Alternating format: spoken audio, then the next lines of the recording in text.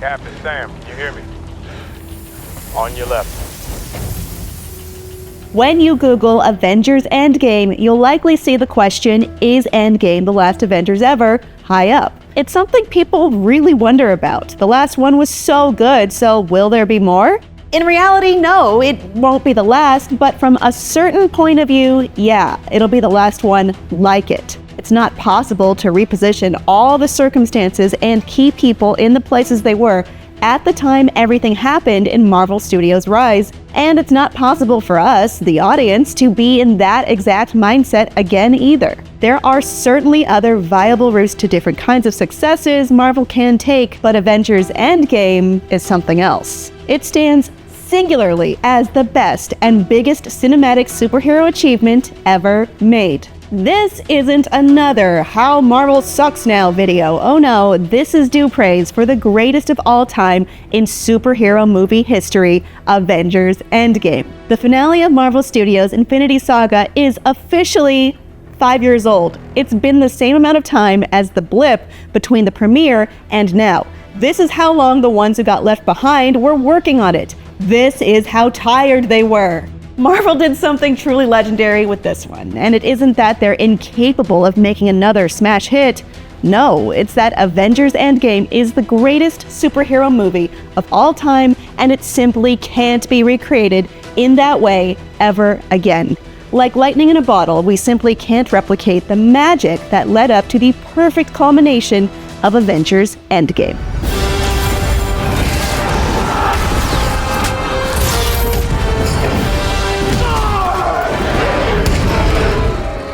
First things first, Avengers Endgame focused very highly on the emotion of characters we'd been invested in, even seen as friends, if not very welcome faces. As much as Avengers Infinity War packs the action and lays down how awesome and peak the Avengers/Marvel heroes were at this time, high action is not everything. Endgame, on the other hand, is the far more emotional and vulnerable movie of the pair. This is the back half after a major defeat, so at its core, Endgame deals with the stakes and repeatedly reminds us of just how high they are. An exuberant audience ran into Avengers Infinity War hyped as hell and walked out really wondering how they were going to fix the world the movie ended up in, just as much as the characters were in that moment. By focusing on quiet and largely internal struggles and feelings, we were able to connect to these characters in a far deeper way than, hey, that hammer is big and cool. Avengers Endgame opens with darker imagery than we're used to seeing in our superhero movies. Clint's family disappears before him, and he's left in racing panic and fear. Tony composes a last will and testament of sorts as he teeters on existential horror on the brink of suffocation, lost in space. The movie was clear to show that redemption is not a given, things don't fix themselves just because they're supposed to, and that there is a real suffering in the aftermath of failure. Tony, I'm gonna need you to focus. And I needed you. As in past tense, that trumps what you need. It's too late, buddy. Endgame confronts failure and rock bottom repeatedly. First, we have Hawkeye channeling his anger into actual murder to the point that War Machine says, I gotta tell you, there's a part of me that doesn't even want to find him. Then there's Captain America leading grief counseling and giving warm platitudes, but not having much greater purpose than that. These are the greatest emblems of humanity, and they all struggle like the rest of us soft humans. Oh my god!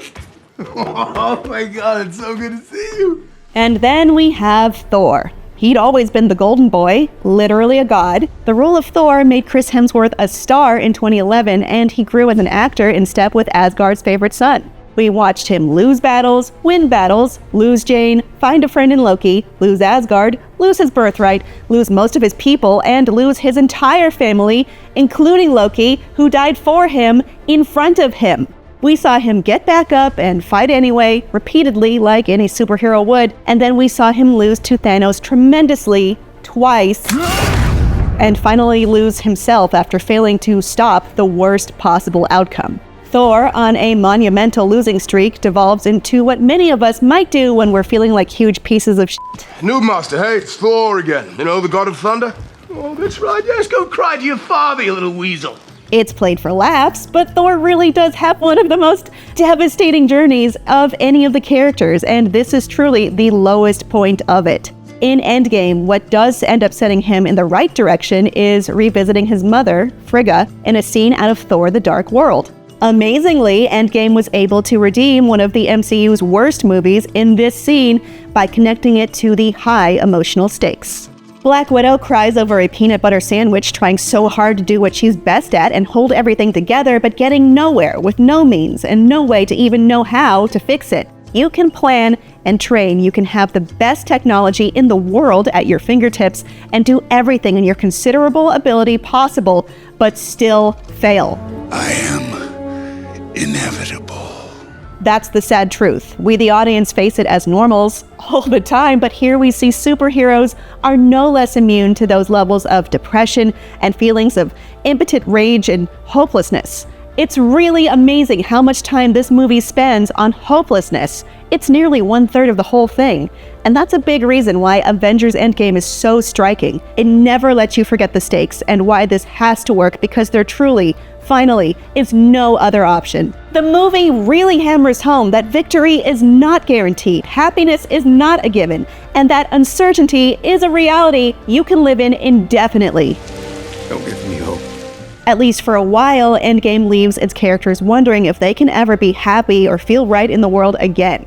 Remember, as the scenes with Scott Lang's return show, everyone in the world really thought the people who were dusted into ash would probably never come back and were likely dead forever.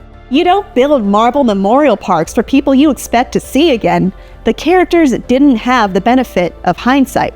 Only from soaking in the cost of failure, the misery and despair, and not knowing if it could ever end, could Triumph feel as good as it did in the most powerful scene in Avengers Endgame. Assemble. This, right here, is quite possibly the warmest, most triumphant moment in movie history. The group theatrical experience of this moment was unmatched. People jumped out of their seats. They screamed. They threw up their arms. I cried watching it then and on my computer monitor just now. It's that special of a moment because it shows you that even when you feel alone and as good as dead, there's still hope. No, give me that. You have the little one. This scene represents the realization that there is still a chance even when it really seems like there isn't, and knowing that means simply everything. Sometimes just a chance is more than sufficient. It's your wildest dream realized. Facing real evidence that you're not alone, feeling support, feeling there will be a hand to help you up, and realizing just how resilient the will to live is, despite the odds, is exhilaratingly captured in this one special moment. I don't think this level of emotionality and reaction can be repeated again, but I welcome any movie to try. It feels good, man. This moment of Avengers Endgame is so much more than seeing all the hero characters in one big picture, but feeling like your friends came through, they survived, and they're all ready to fight as one for one cause, the biggest cause, side by side. Is it corny to call characters your friends? Yeah, probably, but how else can you feel after spending years, just so many hours, following along and empathizing on their journeys? Recognize it or not, Marvel fans invested a lot of emotional energy in these stories and characters as represented in the MCU. There were many ways to screw this up, and yet Avengers Endgame landed the plane spectacularly. And if we're continuing this metaphor, they also built the plane and invented a new kind of plane that flew higher, further, faster than any other plane. But I digress. There is a lot of fan service inherent in a movie with a huge cast and time travel as a central concept, but this too took every opportunity to make an emotional experience. From Steve longingly seeing Peggy again to Thor having a final conversation with his knowing mother, there were clear reminders of where these people came from before they reached their ending points. Bringing these stakes back up relatively quickly set us up for not just one satisfying ending, but several, all in one movie. Thor got to hold his head high, Steve got to pass the torch and redo his time with the love of his life, and Tony died after living a complete, full, and generous life after a full arc transformation into a hero 2008 Iron Man never dreamed he could be. And that's just 3 characters of the many, many long-standing heroes we'd watched over several years and sequels. Guys, if you pick the right year, There are 3 stones in New York.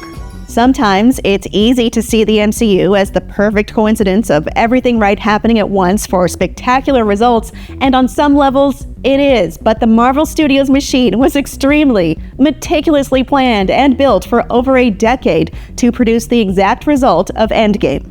Another reason this movie can't be repeated is all the work, all the strokes of good luck that went into building it from the foundation up. We'll never have all those pieces in those places in that order again. Context is important in this entire examination. Like I mentioned, the movie theater experience for Avengers Endgame is purely unmatched. I don't know if I'll ever have that exuberant and united feeling in a crowd ever again in my life, much less a movie theater regarding any single movie.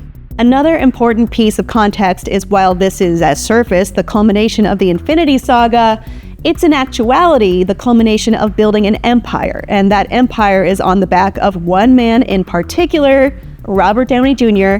as Iron Man. Mr. Stark, you become part of a bigger universe. You just don't know it yet. People forget because it literally has been a long time, but when the first trailer footage of the first Iron Man movie dropped at Comic-Con 2007, it changed everything. Was I physically present? No, of course not. That was 16 years ago. That was when the world first became aware of what Marvel Studios could actually do, and no one could have guessed how far the Marvel machine would go from there.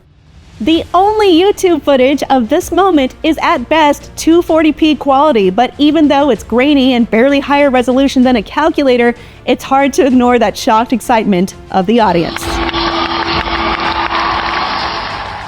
Something switched culturally forever in that moment. We just didn't know the totality of it yet. The age of Bryan Singer's X-Men and the Fantastic Four starring Jessica Alba and some unknown guy as her brother as the standard for what superhero movies could be were over. Robert Downey Jr. as a punchline was officially over. The scale was about to change in a big way most of us couldn't have ever guessed. I shouldn't be alive. Unless it was for a reason. This is also hard to imagine, but back in 2008, Iron Man himself was a C-list character who didn't have a lot of fans clamoring for him. Marvel Studios was known more for licensing and films like 2000's X-Men, the Ben Affleck Daredevil movie, and Fantastic Four. Not amazing films, but definitely loved by their audiences. After all, Marvel Entertainment Group had filed for Chapter 11 bankruptcy a little more than a decade earlier. But then they set their sights on producing and self-financing movies. The character itself was tossed around different studios and film iterations since 1990, with actors like Nicolas Cage and Tom Cruise attached to the role at various times. Now that's a what if for you. By 2005, Marvel Studios allegedly got turned down by 30 writers to write Iron Man, according to associate producer Jeremy Latcham. Jon Favreau signed on to direct. He begged for RDJ to be cast as the lead. The studio said no. He pushed harder and got Kevin Feige on board. They eventually said yes. And you know the rest of the story. The actor, character, and studio, everybody waved off, made something magical in that first Iron Man movie. And then they followed that up with more magic, with a sequel, with Thor next, Captain America next, sequels weaving back and forth until the first Avengers movie. We watched this grow with increasing fascination and hype over years, over a decade. We watched Marvel Studios make stars and unfold several whole, multi-picture stories that wove into an even bigger story. They created the idea of an extremely beloved and popular cinematic universe that was often imitated and never repeated. I cannot reinforce enough how perfect Robert Downey Jr. is as Tony Stark, with his real-life highs and lows, falls and climbs, and undeniable talent, gumption, and charisma wrapped often in chaos and the occasional cheeseburger. There really was no better suited actor for the role. This saga, with its apex point in this movie, is the ultimate expression of this character, this man, and how far not only he but Marvel itself have come and grown to mean. Avengers Endgame is the worthy end to the absolutely unrepeatable performance of Robert Downey Jr. as Iron Man. And I am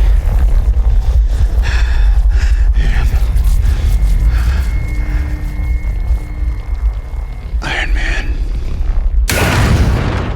Avengers Endgame, under all its trappings, is based on a fairly simple concept. Centered on one man in particular, this movie is a story about time. Not a time heist, mind you. No, this is a movie about the concept of time as an inexorable, undeniable concept. You can deny it and wither and die, becoming nothing. You can also do the best you can with what you have, no matter how meager or unguaranteed it is, and make it mean as much as possible before you wither and die. You're withering and dying no matter what. I can't overstate this. It's a lesson Tony Stark understands more and more throughout the movie. He believes he will die pathetically of suffocation. Then he decides he only wants to live life for himself and his family. Then he sees the possibility and takes a risk, perhaps mostly out of intellectual curiosity. Then, consequently, Tony sees that attitude in action and in himself via his own dad. A girl would be nice. Less of a chance she'd turn out exactly like me. What'd be so awful about that? Let's just say that the greater good has rarely outweighed my own self-interest. From the start of the movie with Captain Marvel, from even earlier from Doctor Strange, how many times had Tony Stark barely survived something to only get brought back at the last moment? As if he was still needed, as if his purpose hadn't yet come. In the middle of this movie, it begins to dawn on him that the right thing to do is to use the time he has left as well as he can, and not just for his own needs. No amount of money ever bought a second of time. Smart guy. Did his best. Then again, that's the hero gig. Part of the journey is the end. The lives we live aren't things to be taken for granted, the movie posits. We should love as hard as we can, enjoy and feel every good moment, and use our strengths instead of sitting on our hands out of preservation or fear. Because the other thing Avengers Endgame is about, under the umbrella of time, is goodbyes. Painful, but wholly necessary goodbyes. Every story must end, whether we want it to or not. Time runs out. You can deny it and run from it, but it will happen whether you lock eyes with it or not. Avengers Endgame turns and faces this eventuality head-on, making purposeful goodbyes on its own terms. Steve says goodbye by giving up his known existence to live a normal, happy life with the woman he always loved. Bruce says goodbye to his inner strife. Thor faces a new future as the man he is instead of the man he should be. Natasha and Tony say goodbye through meaningful deaths. It's not common for a superhero movie, of all things, to drag you through despair, but to ultimately deliver warmth, solidarity, real and deep feelings of triumph, and ultimately resolve and acceptance. And that's part of what makes Endgame so meaningful. When we say Avengers Endgame is the greatest superhero movie that cannot be topped, it's partly because it was designed that way. This movie is a crescendo to a story that literally took 22 movies to make. Who else has done that? No one. Avengers Endgame answers the question of why any of this happened and why it mattered. There are some cool moments, some funny moments, and some, honestly, pretty groan-worthy moments in the MCU as a whole, and so, in this capper to a history-making saga of movies, we do experience that whole spectrum. Though, much more importantly, Endgame highlights the finiteness of time, of life, and it underlines through one former C-lister just how important it is that we use our time well.